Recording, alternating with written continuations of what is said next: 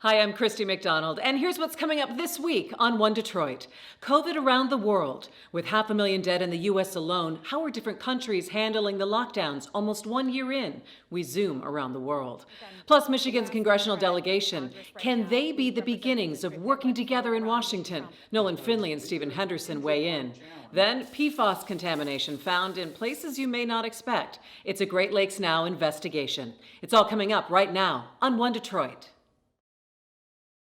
From Delta Faucets to Behr Paint, Masco Corporation is proud to deliver products that enhance the way consumers all over the world experience and enjoy their living spaces. Masco, serving Michigan communities since 1929. Support for this program provided by the Cynthia and Etzel Ford Fund for Journalism at Detroit Public TV, the Kresge Foundation, Community Foundation for Southeast Michigan. The DTE Foundation is a proud sponsor of Detroit Public TV, among the state's largest foundations committed to Michigan-focused giving. We support organizations that are doing exceptional work in our state. Visit dtefoundation.com to learn more. Business Leaders for Michigan, dedicated to making Michigan a top 10 state for jobs, personal income, and a healthy economy. AAA, Nissan Foundation, Ally, and viewers like you.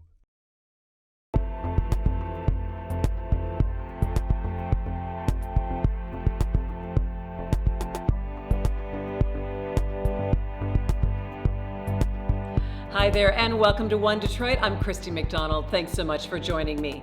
This week, we hit a sober milestone. 500,000 people in the U.S. dead from COVID-19. Here in Michigan, the numbers are the best they have been in over 20 weeks as we close in on almost a year since the first case appeared. Coming up on the show this week, we take you around the world to see what life is like in other countries when it comes to lockdowns and restrictions. Also ahead, Congresswoman Elissa Slotkin and freshman Congressman Peter Meijer on what finding common ground really means in Washington, as well as taking heat from their constituents and their own party. Our One Detroit contributors Nolan Finley and Stephen Henderson weigh in. Then a Great Lakes Now special report on PFAS contamination and the places you may not expect it to be. It's all just ahead.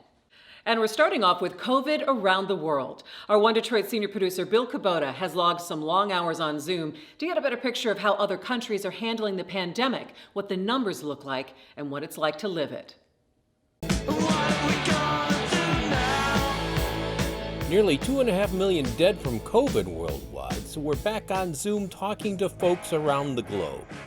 The United Kingdom has a death rate amongst the highest and a recently discovered faster spreading variant of the virus. Our friend had COVID. That's how we got this dog. Emmy Vivak was finding a small upside in this pandemic, a new pal, Florabelle, as she helps its ailing owner nearby. He's doing better, but he's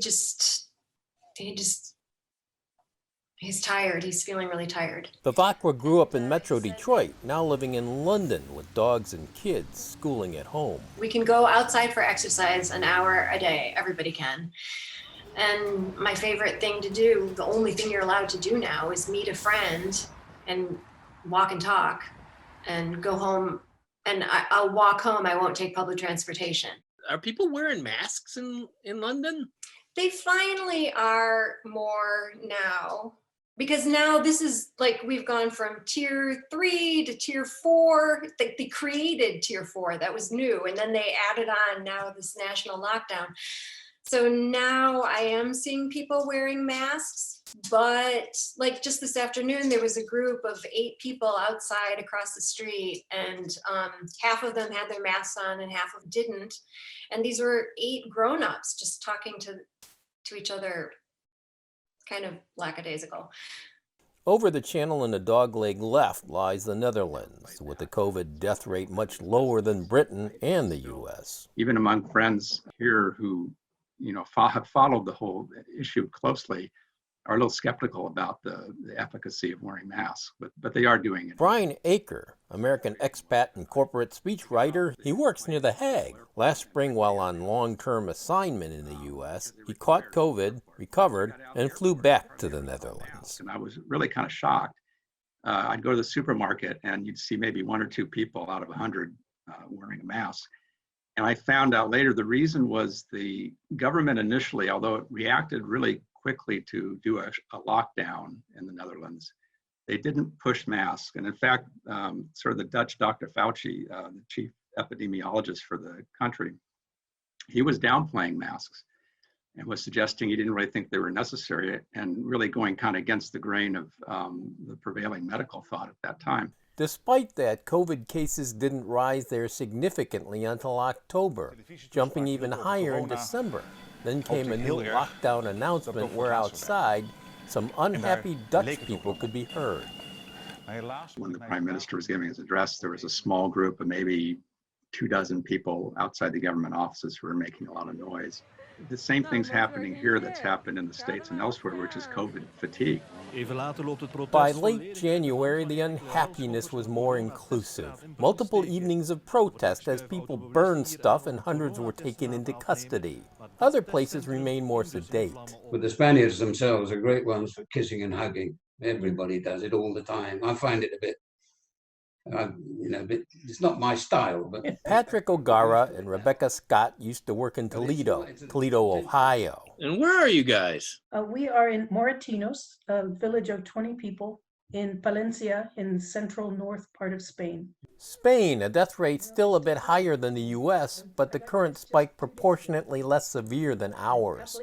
O'Gara and Scott run a hostel now idle because of COVID along the Camino de Santiago pilgrimage trail. Well, I'm impressed by how Spain has handled it. We have a socialized health system, and when things were really pretty dire at the beginning of the outbreak, my dentist, who's in private practice, was called up to serve the national system because he's also an anesthesiologist. They put him to work in the hospital. They set aside 2 or 3 floors of the local hospital for COVID patients, and they were preparing that in February. They saw it coming, and they got ready for it. And we're a little tiny regional hospital. We're not a big city place. On the other side of the world, there's Singapore, a tiny place near Malaysia, Vietnam. You know, Southeast Asia. Singaporeans know, and people who live here know, that if you don't follow the rules, there will be consequences. Elissa Ng lives in the second richest, second densest per capita country on Earth.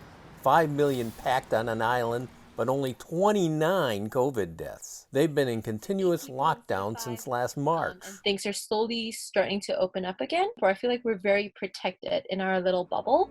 Masks compulsory. Early on, some foreign workers made headlines for not following the law. They flouted the rules. They hung out in a group that was quite large. I think it was 10 people. They were drinking outside, no mask, and got their visas revoked, and they were sent back to their countries. Download Trace Together. Singapore's got a contact tracing app most use called Trace Together. What you do is you scan a QR code and it takes you to a page. You can see this is where you are and you press check in. But there's an issue with the app. The government recently admitted the police have access to the data. Little history, though, back over 100 years ago, they called it the Spanish flu, a major pandemic. And now this is the Chinese flu, isn't it? Yeah. Do you call it the Chinese flu or the China virus? No, never. The Donald does. Well, do they call it the China virus in the Netherlands? No, it's COVID or coronavirus. Do they call it the China virus in England? I've never heard that. I mean, I've only heard that from American news. Do they call it the China virus in Singapore? We do not. That could also be, so we know it originated in China. Like, it's not a fact that's being questioned, but also the fact that Singapore is 70% Chinese ethnicity-wise. We are quite sensitive to racial and cultural judgments. We're quite multicultural, so no one really called it the China virus, which I think is good. Michigan Congresswoman Elissa Slotkin from the 8th District and Congressman Peter Meijer from the 3rd recently came together for a joint town hall with the Ford School at the University of Michigan. They each talked about what it really means to work across party lines and, in turn, answering to their parties and constituents about the decisions they make. First, we'll hear from them, and then our One Detroit contributors, Nolan Finley of the Detroit News and Stephen Henderson of American Black Journal, weigh in. I was one of 10 Republicans in the House to vote for impeachment. And I think we've seen the same in a lot of rhetoric from officials of my party who, were openly condemning, in the days that followed, and then kind of backpedaled so hard the chain fell off the bicycle and or chain fell off the sprocket and was dragging on the ground. So, I think when we slip into political violence, that is a line that cannot be tolerated, that cannot be excused, that cannot be treated with kid gloves. I'm the last Democrat in Congress right now who represents a district that went for Romney, Trump, and Trump. So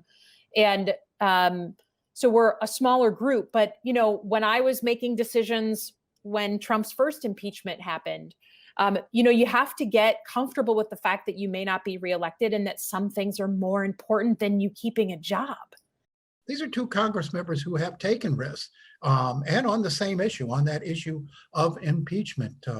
Elissa Slotkin, the first impeachment, her district, she was under a lot of pressure not to support the impeachment. Peter Meijer, a new congressman, hasn't even had a chance to establish himself and his status in his district right off, took a couple of really hard votes, one to certify the election and one to impeach. This is rare in politics today. And why is it so hard for politicians? One is the party system itself. I mean, as new members of Congress, you go to Washington and you want to rise through the ranks. Well, that system of rewards loyalty first, more than anything else. The other big reason that members of Congress, I think, end up doing this is the way that districts have been drawn for so long. They have been drawn to ideological exclusionary extremes as a means of holding power for whatever party gets to draw the map. And what people fear more than anything else when they have a seat in Congress is not that the other party might challenge them and take that seat from them, but that they would get a challenge from within their own party, from either the far right or the far left. I think we see something different with Slotkin and Meijer because their districts look really different than most members of Congress. Slotkin's district is largely Republican. She was able to win 2 cycles ago because she appealed to the middle. It's a district that has a growing number of Democrats, so she was able to put together a coalition of both parties. Meyer's district is Republican, but it's nowhere near as Republican as most districts in the state, and it's not as extreme as some of the others. I think we will see more districts that look like these two do now when they draw the maps this year for 2022 and going into this decade, or at least that is the hope, is that most of the districts, as many as possible, can be bipartisan, can be places where a Republican or a Democrat has just about the same chance of winning the seat. Slotkin's in a pretty conservative district and has managed to survive a difficult election and threats of a challenge. Meijer has already been censured for his votes by his local Republican Party. He's bound to face a primary. He's already been promised a priority. And I think about this issue of representation, and in some sense, I wonder, how obliged are you to represent the will of your district, and how much individual conscience you can apply? I mean, that's always, I think, a thin line. Slotkin is one of 7 Democratic congressmen elected from a Trump district. I mean, what's her responsibility to those people who are perhaps far more conservative than the other districts represented by Democrats in Congress?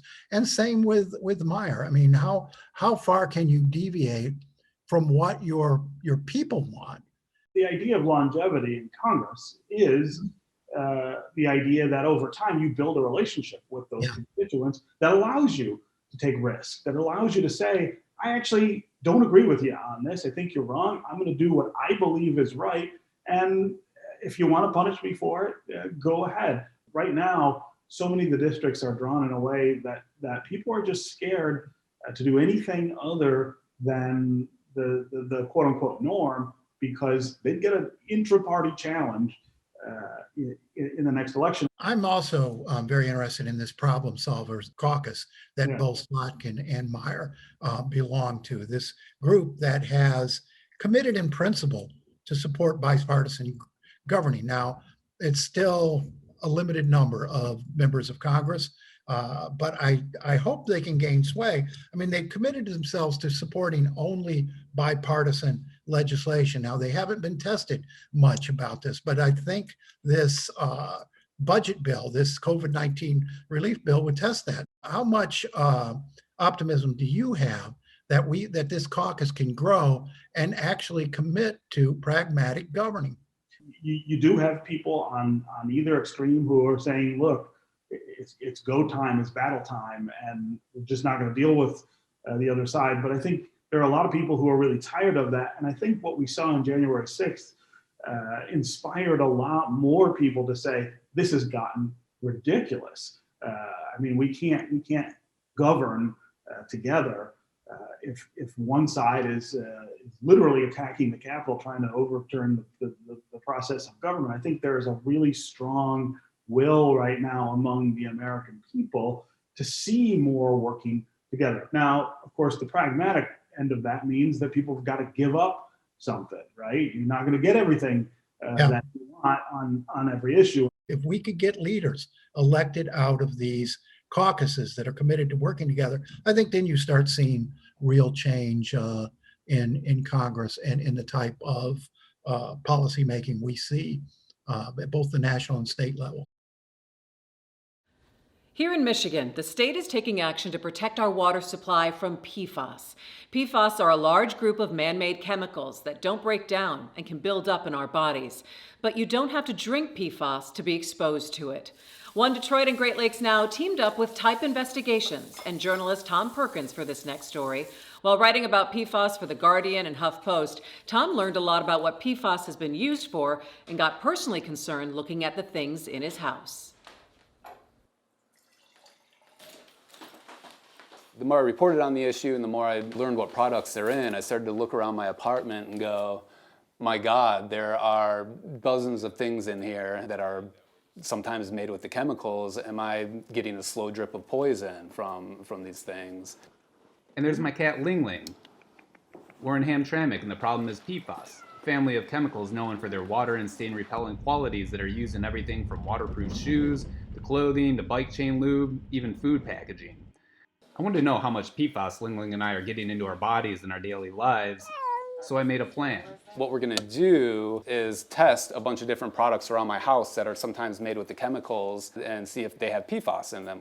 One of the main ways people ingest the chemicals is through their water. We're gonna test the tap water as well, and then get my blood checked out. And Ling Ling's getting her blood checked too. Industry has just introduced chemical after chemical, and they don't provide that information to the public. So it's impossible for scientists to keep up with what's actually being used. Yeah. Erica Schrader is the science director of the Seattle-based advocacy group Toxic Free Future. You know, some unexpected chemicals have been found in people recently. There was a compound that was found in the river water in North Carolina.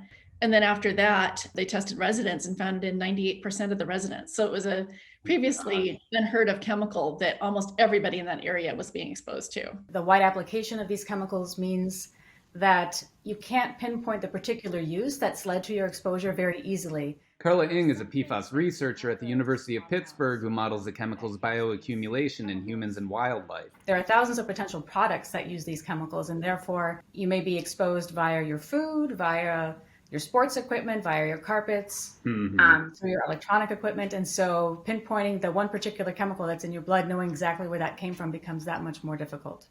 I shipped a couple dozen household items to a lab at the University of Notre Dame. There's advanced PFAS research going on there, led by Professor Graham Peasley. Food packaging is a big one, nonstick Reynolds wrap, parchment paper, different food wrappers from restaurants around Detroit. That's one of the main routes of exposure. You know, I want to remind you that a lot of our concern about the use on food packaging is what happens before it comes to the consumer and after it comes to the consumer, because we see quite a bit of pollution in the production phase. And then after you dispose of it, depending on where you live and what the facilities are, it could go to a landfill, incinerator, or compost. Mm-hmm. And landfills are very major sources of PFAS contamination. It's been a couple months, and I've now got the results for the items that I sent out to be tested for PFAS. I was worried that there might be Scotchgard on the pre-owned mid-century couch that Ling Ling and I spend a lot of time on. No sign of PFAS there, but it's in other things that many might not think of. They found in my dental floss. There isn't a lot of research out there on whether that's a big route of exposure. The brand that I used was Oral-B Glide. There are 100 other brands of dental floss out there that don't have PFAS in them. They don't have to put it in there. Turned out my tap water is clean, but then the blood work came in. Both are not good. They found 4 compounds in my blood and 3 compounds in Ling Ling's blood at levels that are higher than US medians for most of the chemicals. One of the compounds in Ling Ling's blood is about 13 times the median for a US adult.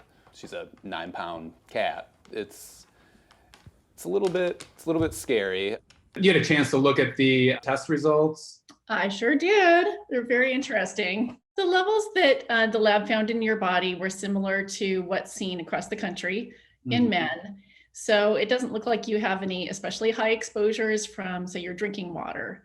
But it does show that you have these levels of chemicals like PFAS that have been associated with a number of different health concerns. They range from cancer to effects on the immune system. One way PFAS enters our systems is simple. As household items slowly turn to dust, the PFAS drifts along with it. I mean, if I had to just hazard a guess, I'd probably say it's going to be a combination of the diet and the dust. Yeah. Both of you. Yeah. If you're eating fish, you're getting some of these chemicals in your food. We also find that they build up in our house dust. And so all people are exposed to house dust. If you're a toddler or a cat, then you spend a lot more time kind of interacting with house dust. And, cats, of course, also have the behavior that they're licking their fur. Right. Another thing I learned with PFAS, blood tests don't tell you everything. What we find with some of these compounds is that they're actually building up in different parts of our bodies. Like there's one that's been found at higher levels in the lungs. Are you saying that might not necessarily then be detected in a blood test if it's like building up in a different part of the body? Exactly, yeah. Oh, wow. That's another frightening layer to add to this. Well, that's me. What about my cat? I mean, what about Ling Ling? Like, she's up in the 99th percentile. Yeah. So the half-lives are long for some of these chemicals, but if you eliminate the exposures, those concentrations will go down, right? They're not going to go down very fast, but they do go down. I found some studies on cats. Cats have been studied for PFAS. And so I just had the total PFAS levels from one study that was done in California. They did 2 time frames. One was 2008 to 2010, and then one was 2012 to 2013. Total PFAS they had in the earlier time frame was 15.8. So, and then in the latter time frame it was 8.1. That was the mean level. So she is above average for cats. Wow. California cats. Yeah, California cats. Michigan cats may have more PFAS. Industry has been replacing the PFAS in their products with newer versions of the chemicals that they claim are safer, though Ng and others' research are finding that they aren't. Now there are so many different kinds of PFAS and blood testing can only find some of them, so it likely have much higher levels than the testing revealed. Got all this good information, but man, it just raised more questions than it answered, and some of these questions are impossible to answer, and that's just like what's so frustrating about it. For the most part now, we look outside, the sky looks more or less blue. We turn on our water and the water tastes fine, but we know that that's not always the case.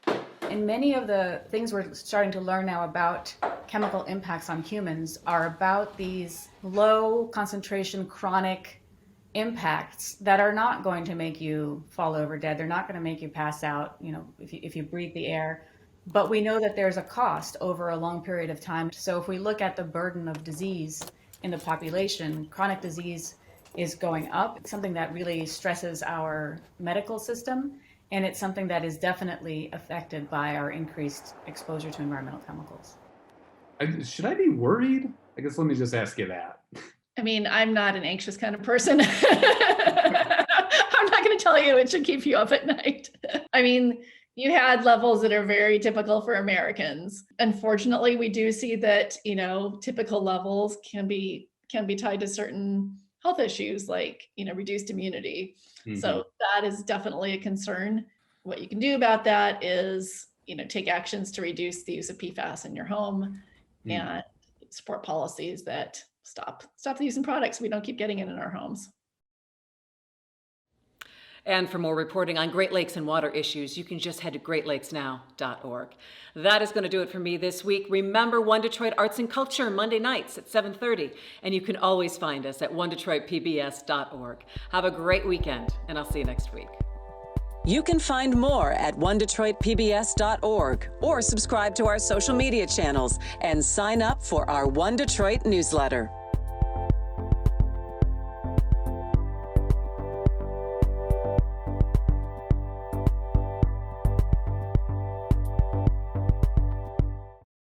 From Delta Faucets to Behr Paint, Masco Corporation is proud to deliver products that enhance the way consumers all over the world experience and enjoy their living spaces. Masco, serving Michigan communities since 1929.